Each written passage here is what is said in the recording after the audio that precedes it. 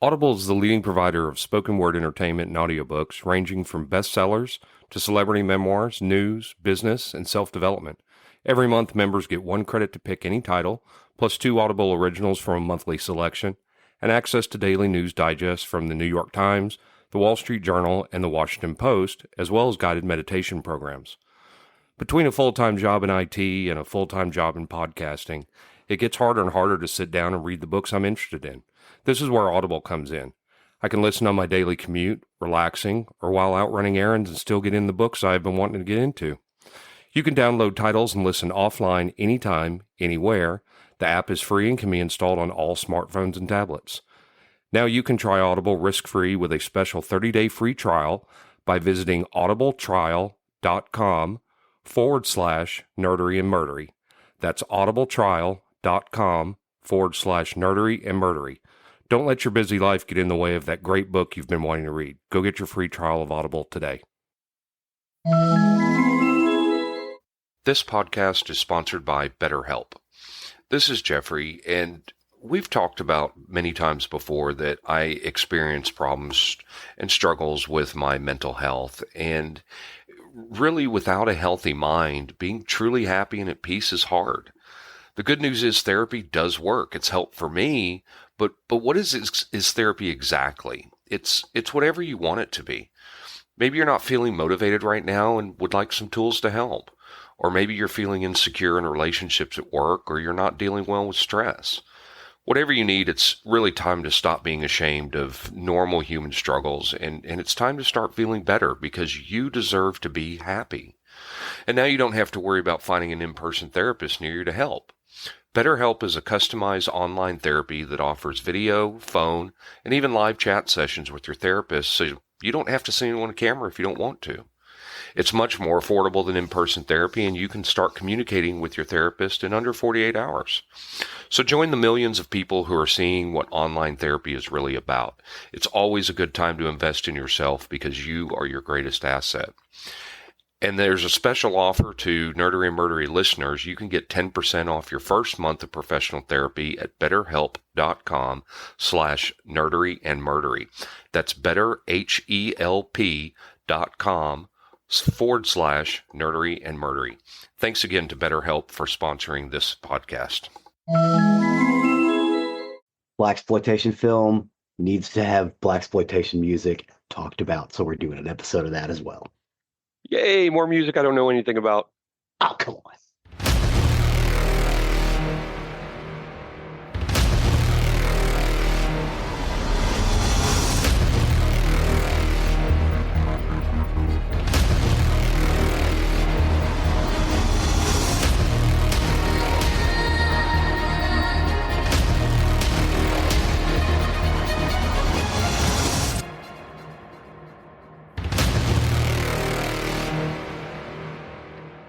Welcome to episode 199 of Nerdery and Murdery.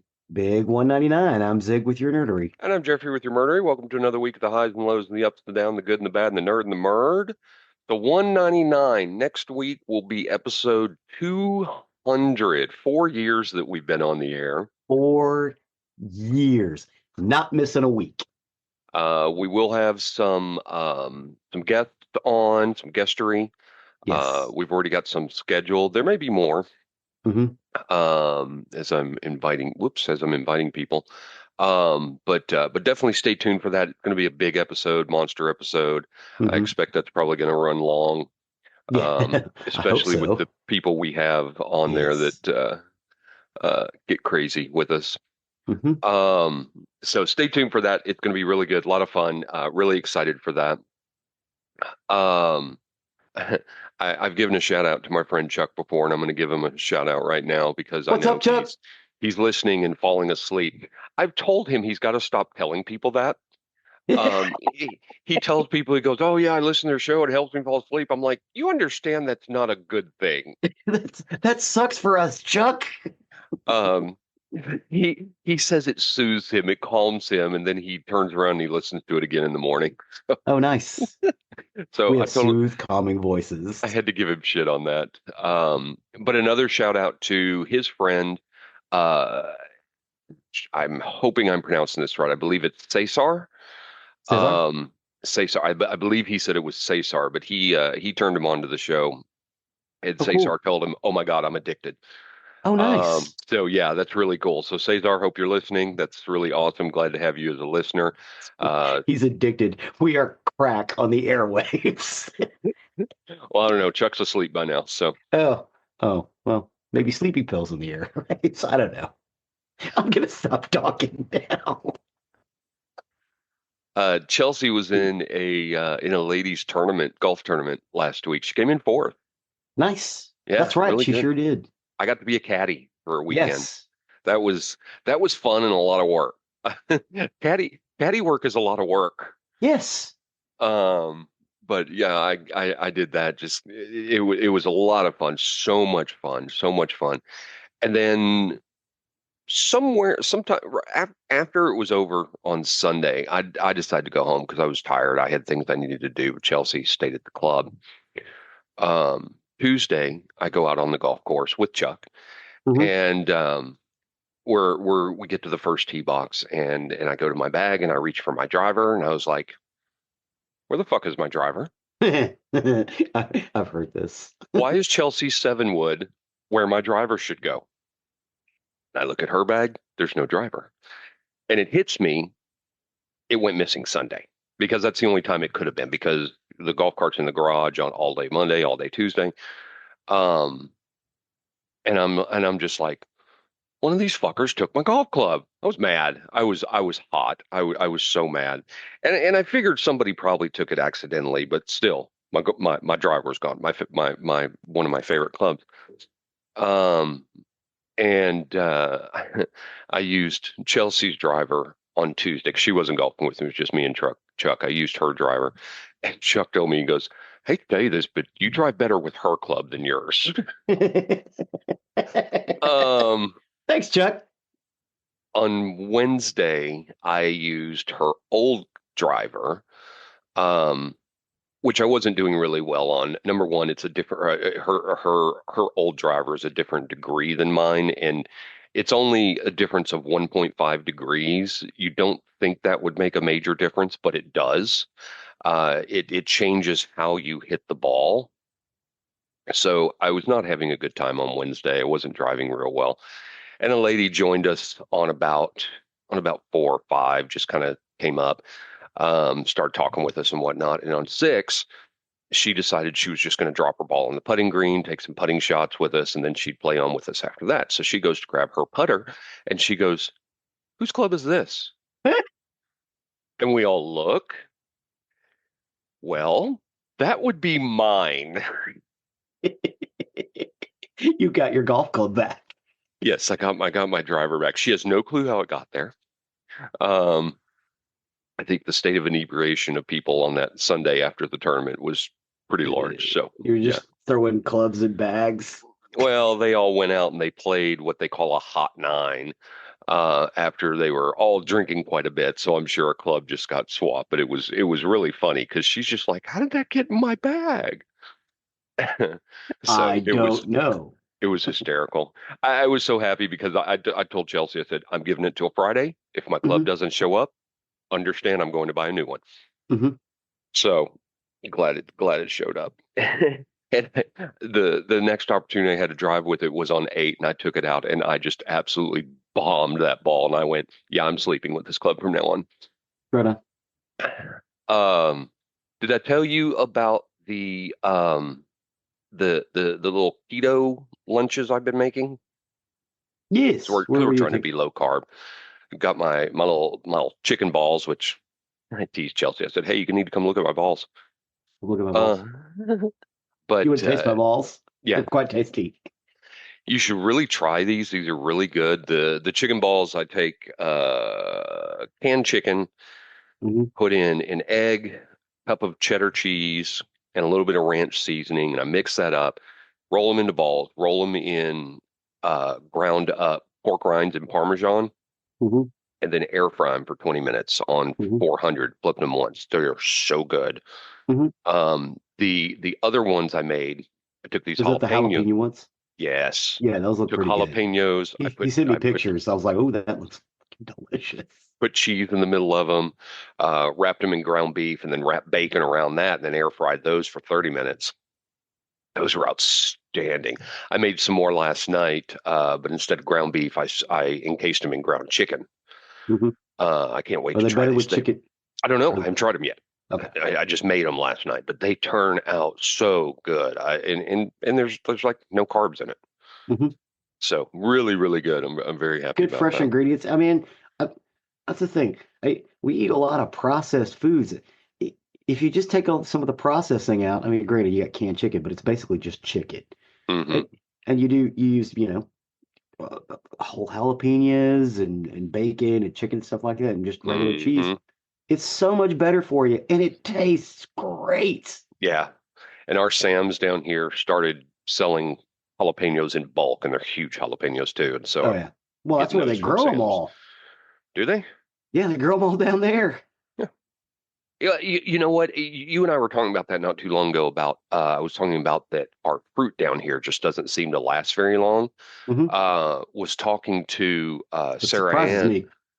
Well, I was talking to Sarah Ann, one of my friends down here. She's very uh her job. She does uh horticulture, agriculture, things like that. Hmm. That's what she does. She's big on that. But I was talking to her about that, and she said we actually don't get our fruit from here. Um, it comes from here, it goes to Houston, and then comes back here. That seems weird. You ain't got a farmer's market down there. Not that I'm aware of. There might be, but Yeah, it's there's just not a kind of. dude on the side of the road selling watermelons and shit. Oh, I'm sure as you get closer to Mexico, there is. But it's just weird. Why would they ship them to Houston and then back down here? Back to here. That It makes doesn't no make any sense. sense. No, it doesn't make any sense to me. So stupid. My sister's coming to town this week. I'm really excited. My sister, her husband, and my bonus mom will all be here on Nice, Thursday. I'm very excited about that. nice, nice. Um, they get to see that there's really not that much to do down here. Um, if you don't golf, That's that's why you took up golfing. yeah, I'll probably take them out to the island Yeah, just so they can see that. They're not really big into the beach, but just to see the island because Padre Island's good. And luckily, spring break ended last week, so I don't have to deal with the nice. spring break at Padre Island. So, Padre. what you got going on? Well, yesterday, Lorelai had a choir concert, and last night we took her to see her first folk punk show. We took her to see the Violent Femmes. Yeah, you were saying that. Do I know any of their songs? Yeah, you do. You know Do their I? first, yeah, yeah. Like, so they played their first album and their second album in entirety. A lot of people don't know the stuff off their second album, which is Hallowed Ground. But like I guarantee you know their first album. It's Added Up, Kiss Off, Gone Daddy Gone, um, No, no, I know Blister in the Sun. I don't know Blister Kiss in the Off. Sun. I don't know Gone Daddy Gone. You know Added Up. No. Yeah, why can't I get it? Just one kiss. Why can't I get it? Just one kiss. Believe me, I know what if it's the first No, time I ever heard fuck on a record. no. Blister in the Sun, that's the only one I know. I don't know But any of their yeah, other songs. they're uh, they're great. And their second album is real experimental, and they do a bunch of like a lot of people didn't get it because they did like a couple of gospel songs. They were doing like older music and experimenting with older instruments. Hmm. So it's really beautifully musically. And we got there a few minutes late. Kids, if you go to see the Violent Femmes, get there early because they start on time. Matter of fact, they even have a song where they talk about how they start on time. They started at 8 o'clock. They played till about 10:30 and then they were done. Hmm. And it was just them. There was no opener, nothing. Really? Yeah. They played the two albums, then they played a song, I Want to Hold You in My Arms, which is off The Blind Leading the Naked, which is off their third album. Hmm. And then they played American Music, which is off of Why Do Birds Sing, which is like their sixth album. Cool. And then they shut it down. But I had a 10-year-old who was all over it. She's like, "Oh, this is the coolest thing ever!" Just jumping up and down and scream singing. I don't know how, there's a line in American Music. I did too many drugs Did you do too many drugs? It's weird to hear that from a 10-year-old, but she was having a good time. So. Yeah, a little bit. A little bit. All right. Anything else you got? Or are you ready to take it off on the nerdy side of the house? I am ready to talk about the nerdery side of the house. Groovy, do it to it. Okay, so we were talking about Blaxploitation cinema in the last 2 episodes. Were we? Yes, we were. Did we? And- Was I there? yes, you were. You sure? Yes, and then we talked about how we also really kind of needed to do one on the music for Blaxploitation cinema because the music is as much part of the film as anything else. So we're going to talk about, in my humble opinion, the top 10. Not all of them are films that we cover, but they're the top 10. So as we know, Blaxploitation cinema is a film subgenre of action movies derived from exploitation film genre in the early 1970s. Consequent to the combination of cultural movements, the Black Civil Rights Movement and the Black Power Movement and the Black Panther Party, political and sociological circumstances that facilitated Black artists reclaiming the power of representation in cinema. It is a portmanteau of the word black and exploitation. But again, all movies are exploitation movies now. So I wanted to cover 10 songs. The 10 songs are Across 110th Street by Bobby Womack, Pusher Man by Curtis Mayfield, Down and Out in New York City by James Brown, Ain't That Mellow by Willie Hutch, Theme to Shaft by Isaac Hayes, Battle Scene by Grant Green, Keep on Moving by Martha Reeves, Cool Breeze by Solomon Burke, A Piece of the Action by Mavis Staples, and Little Ghetto Boy by Donny Hathaway. I know one of these songs. Across 110th Street by Bobby Womack. Robert Dwayne Womack, or Bobby Womack, was an American singer, songwriter, and guitarist starting in the early 1950s as the lead singer of the family musical group The Valentinos and as Sam Cooke's backing guitarist. Womack's career spanned more than 60 years in multiple styles, including R&B, blues, doo-wop, gospel, funk, and soul. The single was released in February of 1973 on the United Artists label, credited Bobby Womack and Peace, who had a previous hit with Harry Hippie. It was composed by Bobby Womack and J.J. Johnson. Its B-side was Hang On In There, composed by Bobby Womack. The March 31st issue of Billboard reported it was his fourth hit in a year for the week ending in May 5th, 1973. With the single in the 6th week at chart position, the Billboard best-selling soul singles chart showed the single was in position 24, with previous week's position being 19. Meanwhile, the chart showed that the album is in its 14th week, maintained its position at 15, so it did pretty well. What did you think about Across 110th Street? This is my favorite Blaxploitation cinema song. Once again, I know one song on this list. This is not one of them. You had a playlist. I know. I know. Did you listen to it? No. No. I was bad. Okay. Which is why I'm going to go back to my comment. I know one song on this playlist. All right. So Across 110th Street, it's funk, it's soul, it's a little jazz. A lot of these songs are that way. There's a lot of jazz feel to it. And there's a lot of Waka Waka guitars. So if you like Waka Waka guitars, this is the sound you're looking for. 1970s cool dudes walking down the street with Waka Waka guitars playing behind them. This is what they're talking about. The next one is Pusher Man by Curtis Mayfield from the film Superfly. Curtis Mayfield was an American singer, songwriter, guitarist, and record producer dubbed the Gentle Genius. He is considered one of the most influential musicians of soul and socially conscious African American music.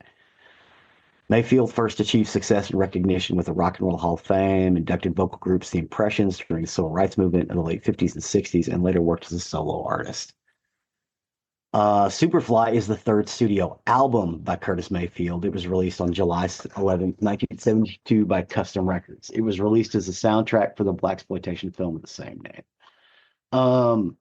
This song was a big hit, as well as a theme song to Superfly and Freddy's Dead. All three were big pop chart hits, as well as R&B hits. Superfly, along with Marvin Gaye's "What's Going On," was one of the pioneering soul concept albums, with its then unique socially aware lyrics and poverty and drug abuse making the album stand out. The film and the soundtrack may be perceived as dissonant since the film holds rather ambiguous views on drug dealers, whereas Curtis Mayfield's position is far more critical. Like "What's Going On," the album was a surprise hit that record executives felt had little chance at significant sales. Due to its success, Mayfield was tapped for several film soundtracks over the course of the decade.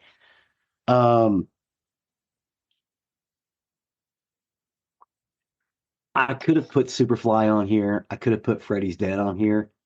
The reason I put Pusher Man on here is because in my humble opinion, Pusher Man's the better song. But it's like a lot of things. I like Pusher Man a skosh more than Freddy's Dead, and I like Freddy's Dead a skosh more than Superfly. But all three are great songs. That's good. It's just a good funk, soul kind of thing. And the thing I like best about it for R&B music, you don't really. There's not really a big leaning on the guitar. That's more of a rock and roll thing, right?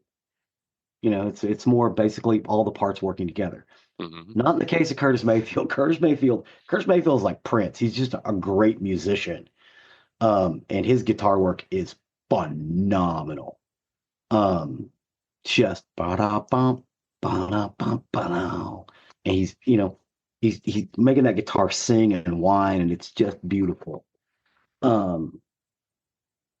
But yeah, Pusher Man is there's some lyrics that are, questionable, a little less than PC right now, but it was recorded in 1972. A couple of words I wouldn't sing out loud. You know what I mean? About a dude in the alley, but we're not going to say what he called the dude. But again, it's a banging tune. The next one is Down and Out in New York City, by James Brown from the film Black Caesar.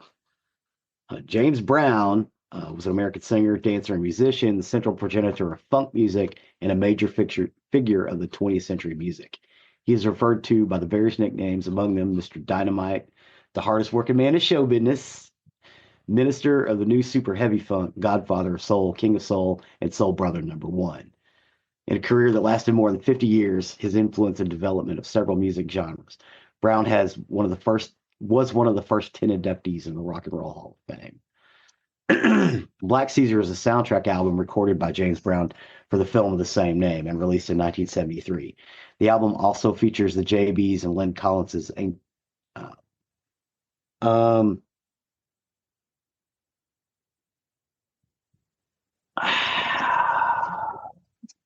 How do I say this? I love James Brown anyway. But in the early 70s, he was working with some younger musicians. He got rid of a bunch because people don't like to work with James Brown because he's kind of an asshole to work with. He seems like he would be. He was. But like some of his longtime collaborators left. Well, he was looking for a drummer and a bass player. So he grabbed these two cousins out of say like Macon, Georgia, or something like that. One of them was the bass player was Bootsy Collins. Bootsy Collins played with James Brown. Yeah, played with James Brown for about 2 years before he joined up with the P-Funk and George Clinton. And honestly, a lot of people say George Clinton's an asshole to work with. Bootsy's like, oh, George Clinton's way better than James Brown. I like George. But Bootsy only played with James Brown for a couple of years, but one of those years he played with him, they made Black Caesar, and you can hear it. It is incredible. It is this funk, soul, jazz masterpiece. And James Brown is at the top of his game. The movie Black Caesar, it's all right. I've seen it a couple of times. We even talked about it. I've seen it a couple of times. It may not necessarily be my favorite.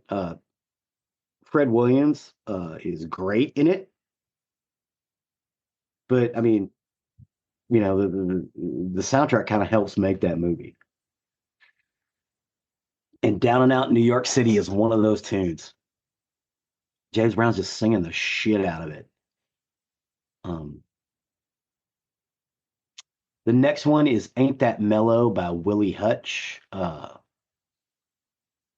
from Foxy Brown. Willie Hutch was basically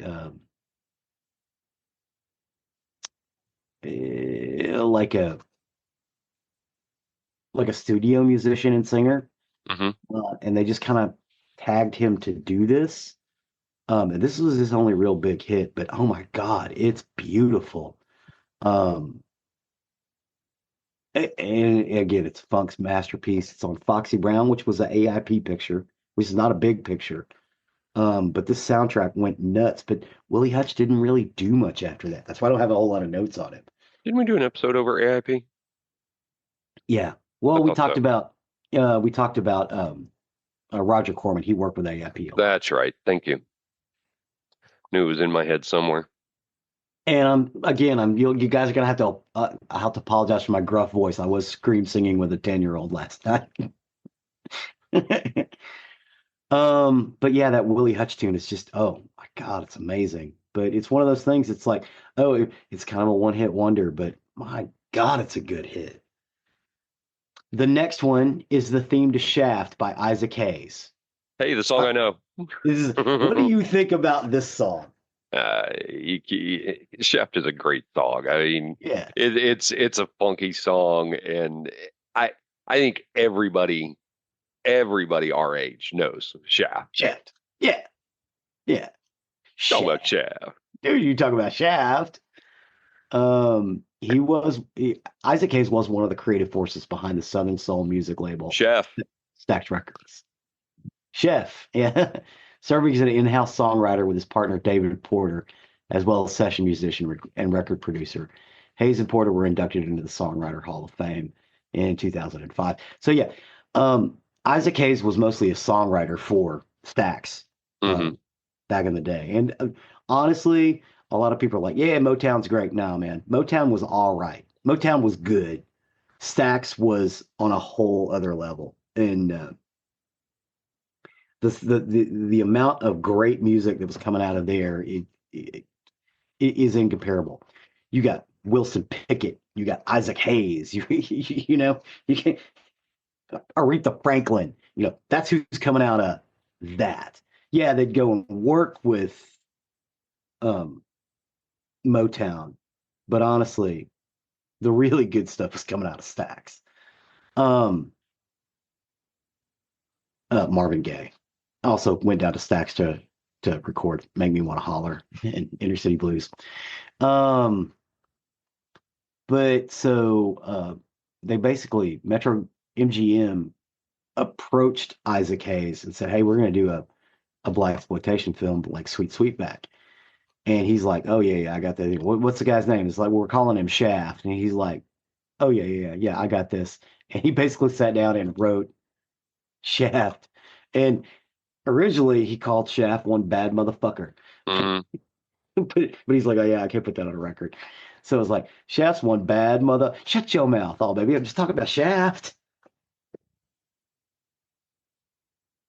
But it was one of those pieces that just is a touchstone. And again, like you said, everybody knows Shaft. Well, I mean, it's just that phrase, shut your mouth, just talking about Shaft has been used in TV shows and movies. Shut your mouth. Oh, baby, I mean, hell, Shaft. Fox Mulder said it in X-Files. The next one is Battle Scene by Grant Green in The Final Come Down. When I saw Battle Scene and all I could think of was Flash Gordon.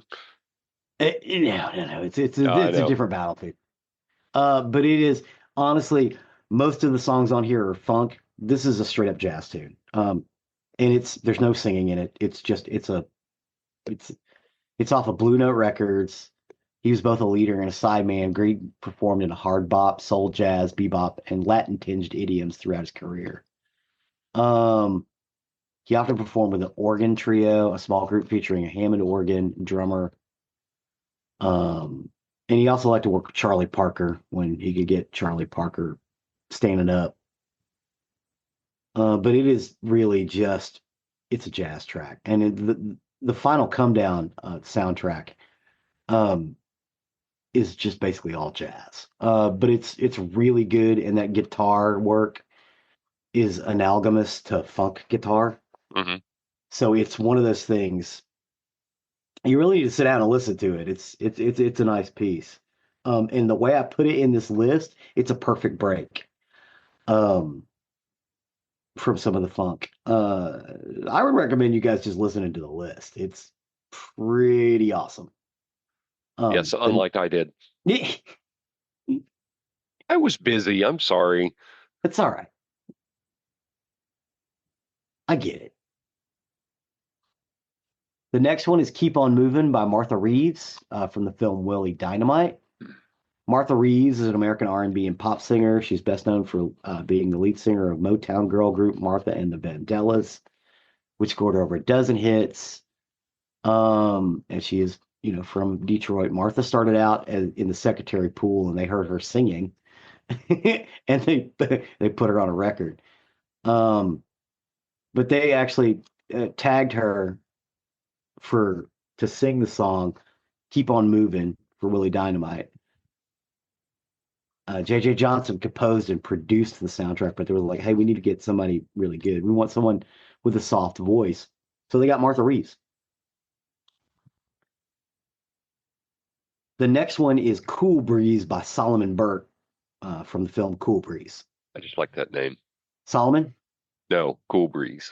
Cool Breeze? I just like that name. Cool I like Breeze. that title, I guess I should say. Cool Breeze. He was an American singer who shaped the sound of rhythm and blues. Solomon Burke started early. He was like our late 50s, early 60s guy. But they tagged him to do the soundtrack for Cool Breeze, which is a 1972 American blaxploitation heist film, directed and co-written by Barry Pollock and starred Thalamus Rosales. It was released by MGM. The film was loosely based on W.R. Burnett's 1949 novel, The Asphalt Jungle. So it's basically a take on a Asphalt Jungle.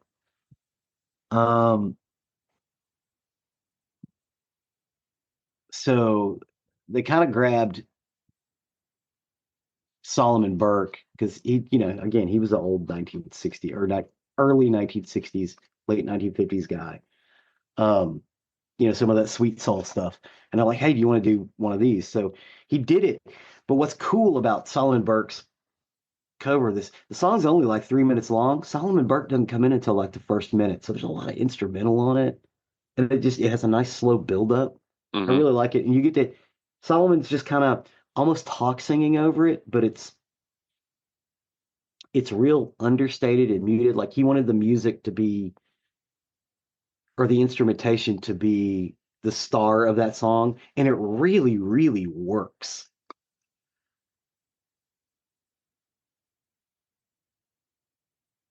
The next one is A Piece of the Action from the film A Piece of the Action by Mavis Staple. Mavis Staple is an American rhythm, blues, and gospel singer and civil rights activist.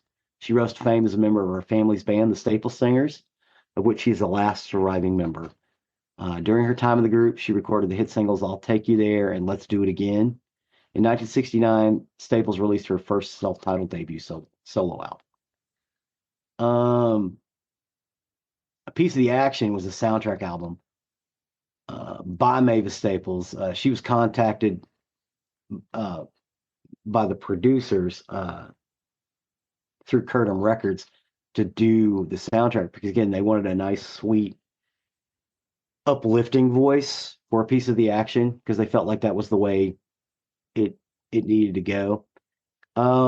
Piece of the Action is a Bill Cosby, Sidney Poitier film. Some of the comedy blaxploitation cinema Mm-hmm. got kind of in the late 70s. This used to play on late night on television a lot when I was a kid. A couple of guys who work in a shipping yard who basically get a chance to get in on the action. But it's great. The last song on the list is Little Ghetto Boy by Donny Hathaway from the film Come Back Charleston Blue. Donny Hathaway was an American soul singer, keyboardist, songwriter, backing vocalist, and arranger who Rolling Stone described as a soul legend. His most popular song includes The Ghetto, This Christmas, Someday We'll All Be Free, and Little Ghetto Boy. Yeah, In the Ghetto is actually originally Donny Hathaway. In the ghetto. Yeah, see, you know another one. I knew you. I was like, oh wait, I do know, but I only know Eric Cartman's version. This is actually this is a Little Ghetto Boy. Hathaway is also renowned for his rendition of A Song for You and For All We Know. Wait a And I minute, Love You More. why did I not think that this was an Elvis Presley song? Elvis Presley did do it, but he covered it. Okay. Well, this is a different one. Okay. This is not The Ghetto. This is Little Ghetto Boy. Okay. Thank you. Donny Hathaway, there was a Dutch film director. For some reason, Donny Hathaway is really big in Europe, particularly in the Netherlands. He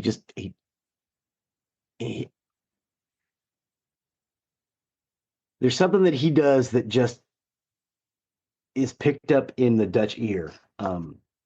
That he wasn't really big over here. But they made a documentary about him called Mr. Soul, a story about Donny Hathaway. And it's really big in the Netherlands because of his work. And again, I'm not saying he wasn't big over here, but he was not necessarily underground, but he was definitely on the soul circuit. He never like broke into the pop scene. It's a soul song. Little Ghetto Boy is a soul song composed by Earl de Roon and Edward Howard and first recorded in 1971 by Donny Hathaway for his 1972 live album. The song also appeared on the Comeback Charleston Blues soundtrack later that year, where they recorded him in studio.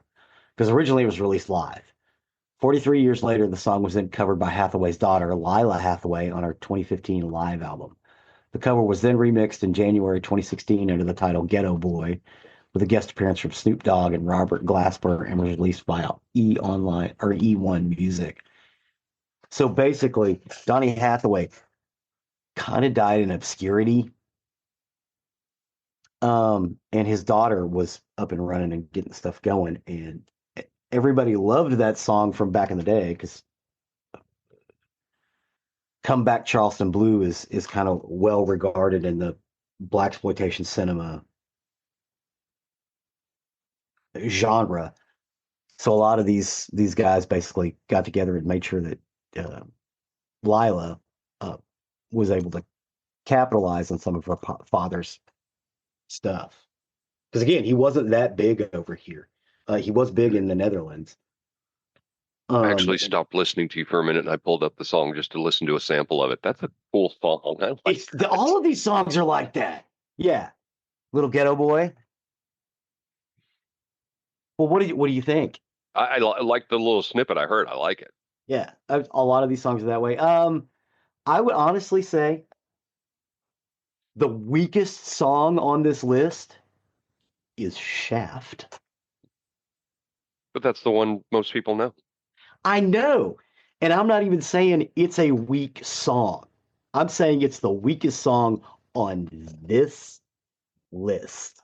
Well, and listen, I mean, the little snippet I listened from Little Ghetto Boy just a second ago, that song there sounds like a lot of the music that came out of Luke Cage. Yes. I imagine a lot of these songs were in Luke Cage. Mm. And like I said, I pulled when we were doing the Blaxploitation cinema, I was like, okay, I know I need to put this movie in. I need to put this movie in. We probably need to do some music for him too. So when I got all that compiled together, I was like, okay, I know I need to put this song in. I know I need to put this song in. And I was like looking and researching. It's like, hey, Blaxploitation cinema music, if you're going to do it, you need to talk about this song. And I'm like, oh, I know that song. Oh my God. And then, the other thing, it Paul, my old roommate Paul, or the stepchild soul, who is also a singer in a local band, was really big on the Black Caesar. He's like, I never understood why this was not as big as Superfly because it was James Brown. It should have been twice as big. Um, but I mean, that used to play in our apartment all the time. So, and I started looking at lists and things. It's like, if you're going to do it, you have to talk about this and you have to talk about this. So that's basically how I compile this out. There's probably 10 or 20 more songs I could have put in here, but I was like, we need to since we've done top 10 blaxploitation films, we need to do top 10 blaxploitation songs. And if we do this again, I'll have a whole new list because I've got a whole other list. Mhm. But yeah, I mean, a lot of it. Like I said, the only one that's really kind of jarring is the jazz piece, Battle Scene by Grant Green and the Final Come Down. But honestly, where I placed it in the list, it's perfect. It comes out right after Shaft and right before Keep On Moving by Martha Reeves, which is it's got more of a Motown. Keep On Moving has more of a Motown feel to it. And then Cool Breeze by Solomon Burke, which is Sweet Soul. A Piece of the Action by Mavis Staples, which is again more Sweet Soul, and the little Ghetto Boy by Donny Hathaway. Just back to back to back. So again, we'll go across the list again. It's Across 110th Street by Bobby Womack from the film Across 110th Street. Pusher Man by Curtis Mayfield from the film Superfly. Down and Out New York City by James Brown from the film Black Caesar. Ain't That Mellow by Willie Hutch from Foxy Brown. Theme to Shaft by Isaac Hayes from the film Shaft. Battle Scene by Grant Green from the film The Final Come Down. Keep On Moving by Martha Reeves by the film Willie Dynamite. Cool Breeze by Solomon Burke from the film Cool Breeze. A Piece of the Action by Mavis Staples from the film A Piece of the Action. And Little Ghetto Boy by Donny Hathaway from the film Come Back Charleston Blue. I just want to make sure that I put all the credits where the credits needed to be because I'm not sure if I did all of that when we were talking about them. But that's basically it for top 10 blaxploitation cinema. This is not just my list. I started hitting people up and going on billboards and things like that to see what everybody thought. And my God, this is some good stuff. I mean, really, really good stuff. And it's all from that very narrow blaxploitation film window. I'm not even finding Battle Scene. I'm seeing The Final Come Down, but I'm not seeing Battle Scene. Battle. I'm looking through the list. Yeah, no, I'm seeing The Final Come Down. I'm just not seeing Battle Scene by Grant Green. At least not on Spotify. Yeah, well, it is in our list. And honestly, I had to get it off of the there's like a video of it. It's basically just a shot of the album cover. Huh. What album? The Final Come Down. The Final Come Down. Okay. Again, he's a jazz guy, so that doesn't surprise me that it's not necessarily easy to find. Yeah. Well, I mean, even jazz though shows up on Spotify. I don't know. That's interesting. I'll have to find that one. I'll find that one and look it up. So awesome. Appreciate that. Sorry Sure. Sorry I failed you, but You're fine. Is what it is. You're fine. It gave some controversy. Sometimes we need that in our episode. It's just failure on my part. No. All right. With that, we will step over to the murdery side of the house. Murder. For today, I got my information off Wikipedia, Medium, and The Independent, and this is the murder of Hannah Cornelius. Hannah Cornelius. So this takes place in Stellenbosch, which is a town in the Western Cape province of South Africa. Okay. It's roughly 1 hour from Cape Town. and Stellenbosch, or Stellies, as the locals affectionately refer to it. It's known for its natural beauty and its deep-rooted history and culture. Despite its heritage, though, Stellenbosch is a university town and has retained a very youthful vibe. Okay. A family living in the town, in the town where Cornelius is, consisting of William and Anna Cornelius, and their two children, a 21-year-old University of Stellenbosch student named Hannah, and their young autistic son. His name has never been released to the media, and everything I Mhm. looked up, they've kept his name out, so have no clue what his name is. When Hannah's brother had been born, she was said to have actively taken part of his management. She was always she was always willing to share duties surrounding his care and had a say in decisions that were in his best interest. She was particularly close to her younger brother and fiercely protective of him. Hannah's parents had noticed something different about her as a baby. She never fussed, she never cried, she never had issues while feeding, no teething difficulties. In fact, the first time she had cried without an obvious reason, her parents were so alarmed that they called the family doctor in the middle of the night, who informed them she was just having her first tantrum. Uh-huh.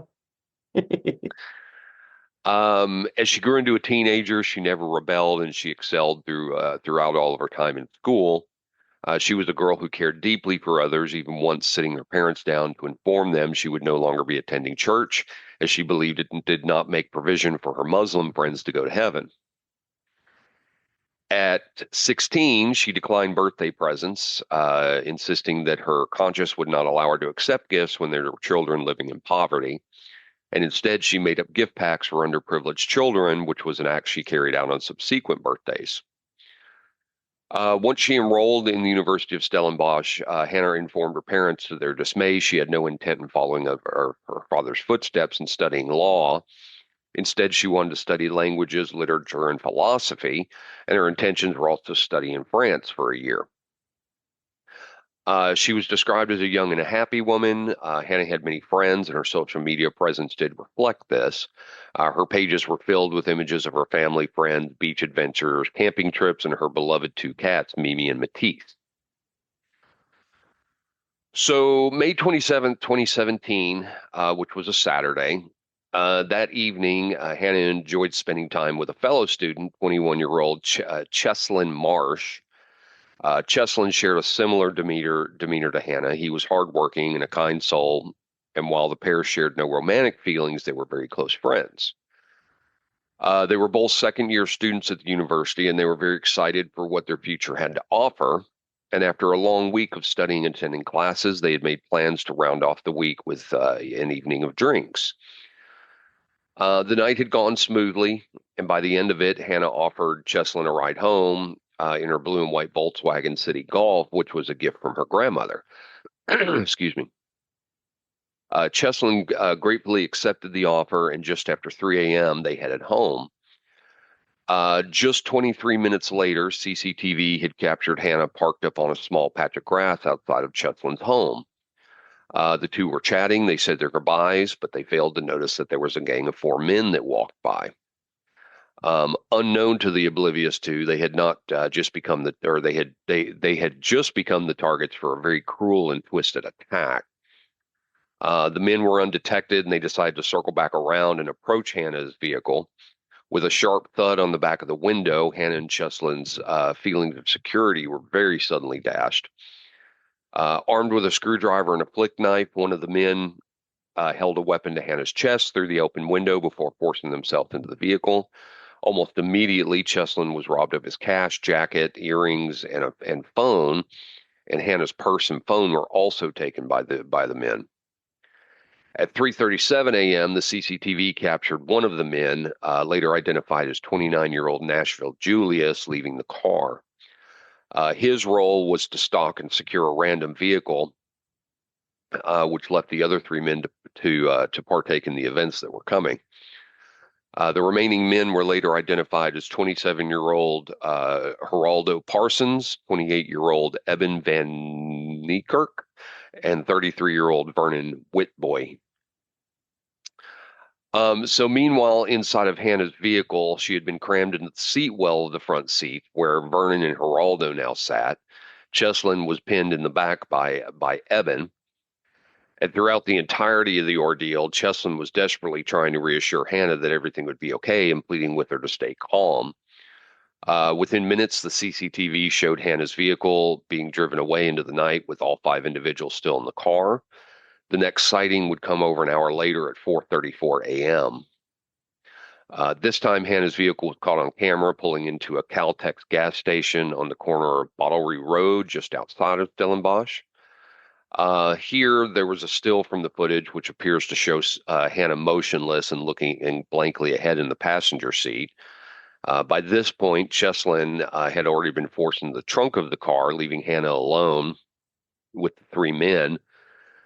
Cameras inside the store captured Vernon attempting to use Cheslin's bank card at an ATM to withdraw cash, but after multiple attempts, the PIN that Cheslin had provided had proven to be incorrect. Later on, they would make Cheslin pay for this mistake. They then left the gas station. The men made multiple stops at the homes of drug dealers, even stopping at one home to smoke crystal meth before heading in the direction of Crayfontaine. Man, that's a difficult word. After being driven around aimlessly for hours, at 5 a.m., Hannah and Cheslin were offered a glimmer of hope when the kidnappers claimed they would take them home. They told Hannah they would use her car to drive themselves home before allowing her to leave.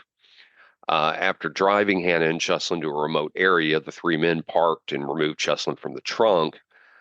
His final memory was of the men holding bricks. He closed his eyes and began to pray, and they began a heinous attack that beat him around the head and left him for dead on the side of the road. Miraculously, later he would regain consciousness. He attempted to enter the sliding door of the first home he had saw, but was chased away by the owners.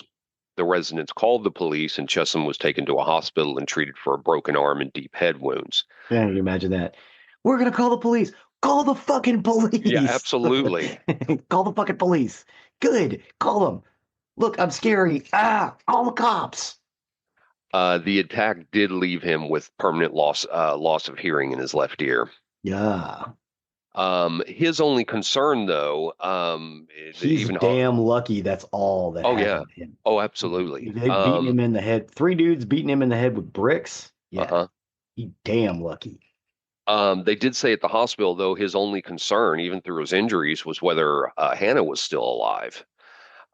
Sadly, though, he would learn hours later that Hannah's body had been found dumped along the roadside. She had been brutalized and murdered. Between the hours of 6 a.m. and 7:30 a.m., Hannah had been driven to a secluded paintball site on Bottleray Road, where she was subjected to a repeated and vicious sex attack by the 3 men. They were also pressuring her to take crystal meth and cannabis with them. After the assault, she was driven a further 12 miles to a farm road where the gang claimed they had planned to leave her alive until she put up a fight. The men stabbed Hannah in the neck before dropping a 2-foot, 82-pound rock on top of her head twice, completely crushing her skull. Yeah. And after they killed her, they took her car and they drove away. At 8:20 a.m., 2 workers who had been working on a borehole the previous day had noticed the area was not how they had left it. They caught sight of Hannah's body, and they believed, and they thought she was a mannequin. Never a mannequin. It's never a mannequin, folks. But can you imagine? It's like, oh, hey, yeah, we gotta go back up to the, because they do lots of boreholes because they have water problems in Cape Town. Right? Not a lot of fresh water, so they do boreholes to me because there's aquifers down there. Can you imagine? You're like, okay, we're gonna get this done and get this borehole done, and oh look, there's a mannequin. Oh fuck! I know. What a great day that is. Well, when they got closer, they saw that Hannah's jeans were pulled down. There were bruises on her knees, legs, and arms from the strong grip of the men who had killed her. After taking Hannah's life, the men continued their crime spree. Their next victim had been a woman walking to work in Crayfontaine. We'll go with that. Yeah. They chased her down. They stole her bag and phone before driving away. The problem with South Africa is some of it's German, some of it's uh, uh, native Bantu languages. Hmm. Some of it's Dutch, some of it's English, some of it's French, and a lot of times all that shit gets mixed together. So it's Sure. real hard to figure out. Yeah. It's some of it's Hossa. Well, I mean, that town is spelled Kraaifontein. Yeah, So I pronounced it as best as I could. Prefontaine. Yeah, sounds good. By 1 p.m. the same day, the men had kidnapped another young woman and taken her belongings. They were still using Hannah's car, and they had driven a woman to a gas station in Breckenfell. Here, Whitboy withdrew 3,000 rand, which is approximately $308, from the kidnapped lady's account before they freed her close to the spot where they had murdered Hannah just hours earlier. Van Nieberg was dropped off at his home after the attack. So police were on the lookout for the men. And just before 2:30 p.m., Parsons and Whitboy were sighted in Hannah's car by undercover officers. You're still They, in her car? yeah, 2:30 p.m. the next day. Yeah. Dumb sons of bitches. They tried to escape down a private farm road, but after being blocked by a large security gate, they had no choice but to ditch the car and try to escape on foot. Multiple armed officers chased them down, and they were soon arrested. Over in Stellenbosch, Hannah's parents were left inconsolable by the news of their daughter's murder. And in the months after Hannah's death, as investigators built their case against the four men, Willem and Anna poured their grief into creating the Hannah Cornelius Foundation, which is an organization that helps children receive an education and escape violence within their community. I love when people do this. Yes. I hate that it took the death of a family member, but I love that people react this way to do stuff like that, because we've talked about many cases like that. Yeah. So in May of 2018, the court proceedings finally began. The evidence against the men were solid, with witness testimonies, full confessions from two of the men, multiple CCTV footage, and even the rock that was used to murder Hannah being used as evidence. One of the most powerful moments from the trial was Cheslin Marsh looking the men in the eyes as he testified against them. He was tearful, but he remained strong with the help of his family and unwavering courage in the fight for justice for Hannah. Cheslin Marsh has remained traumatized from the events that night. He decided not to continue his studies after that. Mm-hmm. In court, one of the four men accused revealed the desperate pleas that Hannah made to them before being killed. He said that Hannah had bargained with them, agreeing to let them sexually assault her if they promised her to live. How terrible is that? Mm-hmm. How awful is that? Do what you want to me, just let me live. Let me live. It's frightening. During the trial, Geraldo said they believed they had killed Cheslin and admitted to being the first one to sexually assaulting Hannah. Despite all this, all four men pleaded not guilty to Hannah's murder. Fortunately, Geraldo Parsons, Eben Van Niekerk, and Vernon Whitboy would all receive life sentences, with Nashville Julius receiving 22 years for aiding a robbery and kidnap. All told, it was a combined prison term of 358 years. Wow. So the fourth guy didn't get in the car. All he did was rob. Right. Yeah. Okay. That's right. Because only three of them could fit in the car because it's a Golf. It's here's more of a testament to how much of a piece of shit these guys are. Mm-hmm. They all showed no remorse during their trial and were even captured smiling and giving the thumbs up during the trial. One of the killers even turned up in the jacket that was stolen from Cheslin on the night of the murder. These guys are fucking idiots. Yeah. Yeah, they're not the sharpest tools in the sheds. Unfortunately, and here's where you'll see this. These men didn't just kill Hannah. Mm-hmm. Less than a year after Hannah's death, Anna Cornelius, her mom, walked into the ice-cold, stormy Atlantic Ocean to complete her daily 7 a.m. swim, but never came back out. Yeah. Her body was later found floating in the shallow waters of Cape Town.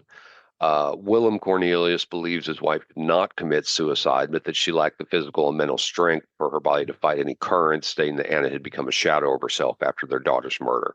Mm-hmm. More reports say it was suicide Oh yeah.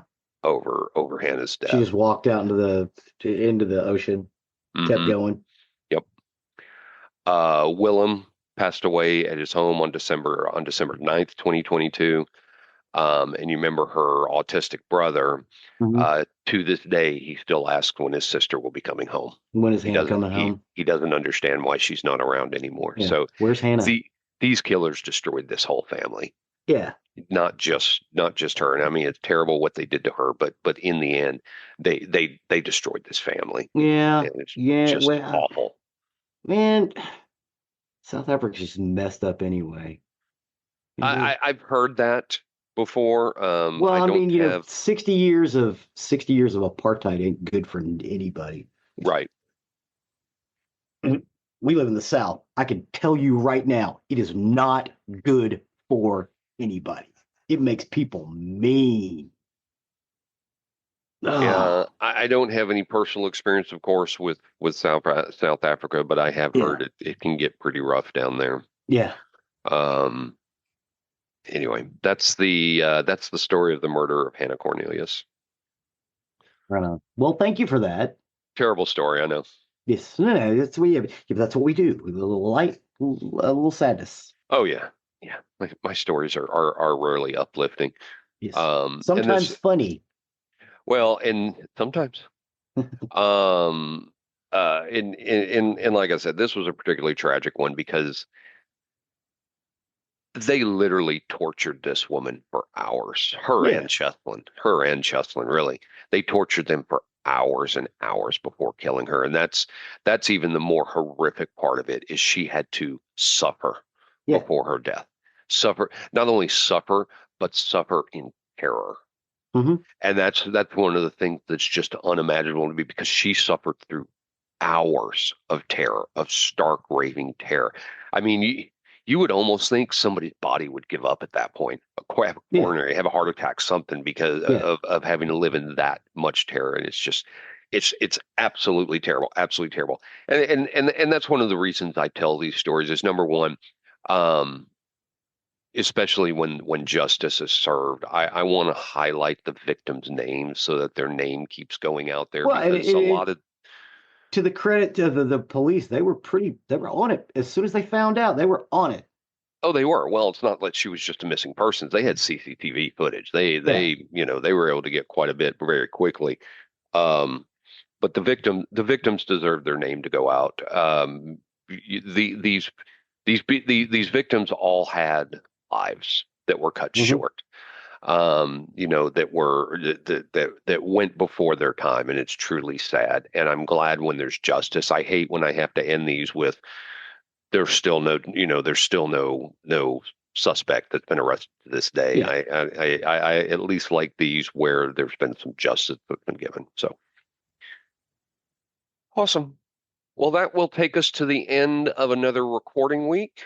As always, you can find more information about us on nerdery.com. That's our hub. That's where you can find everything about us. You can find links to our episode, pictures from our episode, as well as the link to our YouTube page, which Zig most often updates.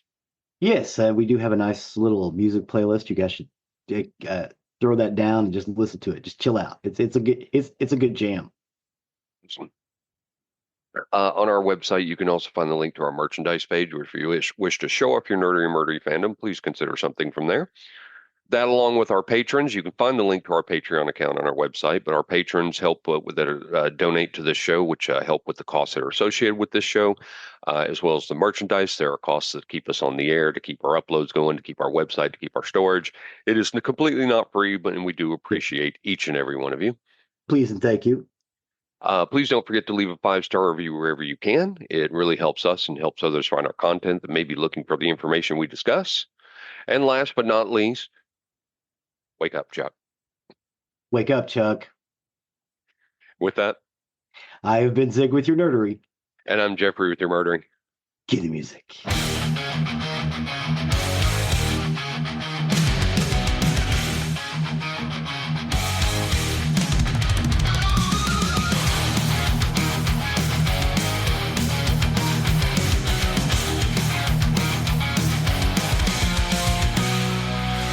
Digital detective.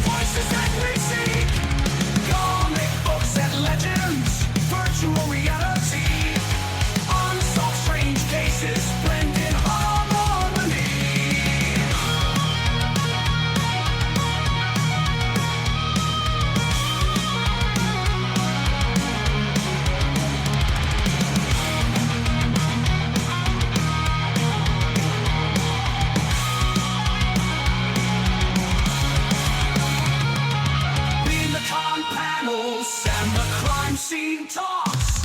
We explore the shadows, walking through both walls.